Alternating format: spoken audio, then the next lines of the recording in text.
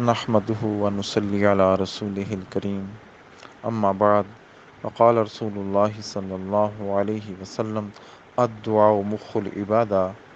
حضور صلی اللہ علیہ وسلم نے ارشاد فرمایا دعا عبادت کا مغز ہے۔ رمضان المبارک کا مہینہ اللہ رب العزت کی رحمتوں برکتوں کا خزینہ ہے۔ مومنین اس میں اللہ تعالیٰ کی رحمتوں کو لوٹتے ہیں، برکتوں سے فائدہ اٹھاتے ہیں۔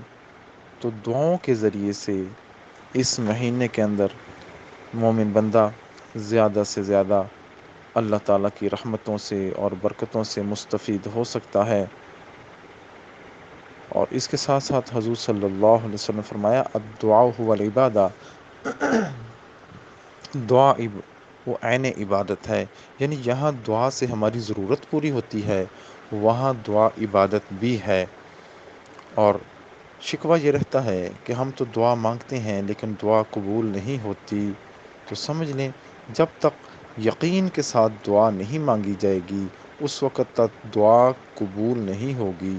چنانچہ حضور صلی اللہ علیہ وسلم نے ارشاد فرمایا ادعوا اللہ وانتم موقنون بالاجابہ وعلموا ان اللہ لا یستجیب دعاء عن قلب غافل لاہن۔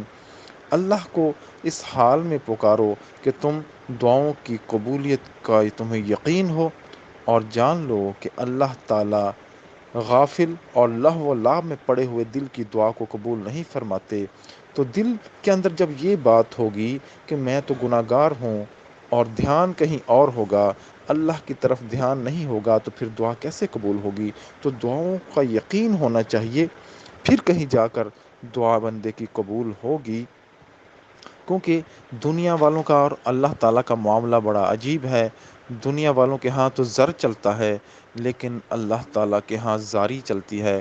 جو بندہ، جو مومن بندی آہ زاری کے ساتھ دعا کرتے ہیں اللہ تعالیٰ ان کی دعاؤں کو ضرور قبول فرماتے ہیں۔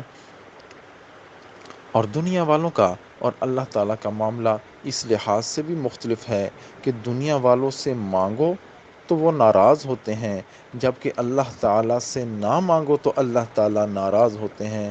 چنانچہ حضور صلی اللہ علیہ وسلم نے فرمایا من لم یدع اللہ غضب علیہ، جو اللہ تعالیٰ سے دعا نہیں مانگتا اللہ تعالیٰ اس سے ناراض ہوتے ہیں، غصہ ہوتے ہیں۔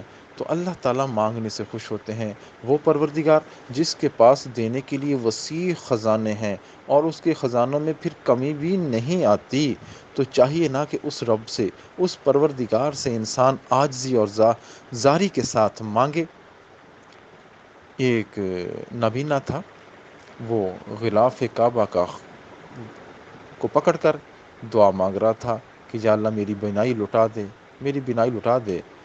وقت کا جابر ظالم گورنر حجاج بن یوسف وہاں سے گزر رہا تھا، طواف کر رہا تھا۔ اس نے جب سنا تو اس نے کہا میں طواف کر رہا ہوں، اگر میرے طواف مکمل ہونے سے پہلے پہلے تمہاری بینائی نہ آئی تو میں تمہارا سر قلم کروا دوں گا۔ اور 2 سپاہی ادھر کھڑے کر دیے کہ یہ نبینا بھاگنے نہ پائے۔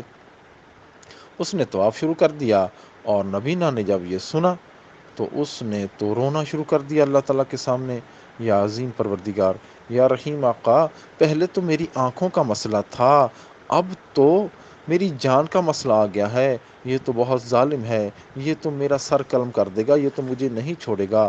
اس نے ایسی آہوزاری کی، اتنا رویا اپنے رب کے سامنے کہ اللہ تعالیٰ نے اس کی آہوزاری کو قبول فرما لیا اور اس کی بنائی لٹا دی۔ جب فارغ ہوا حجاج بن یوسف اپنے طواف سے تو آیا تو دیکھا تو بینائی آ چکی تھی، تو کہنے لگا جس طرح تم پہلے دعا مانگ رہے تھے اگر قیامت تک بھی مانگتے رہتے تو تمہاری دعا قبول نہ ہوتی۔ تو اب اس سے معلوم ہوا کہ انسان جب دعا مانگتا ہے اور اللہ تعالیٰ سے عاجزی کا اظہار کرتا ہے تو اللہ تعالیٰ اس کی دعا کو ضرور قبول فرما لیتے ہیں۔ تو اس مہینے کے بابرکت لمحات سے فائدہ اٹھائیں تاکہ ہم بھی اپنی حاجات کو پورا کروا سکیں۔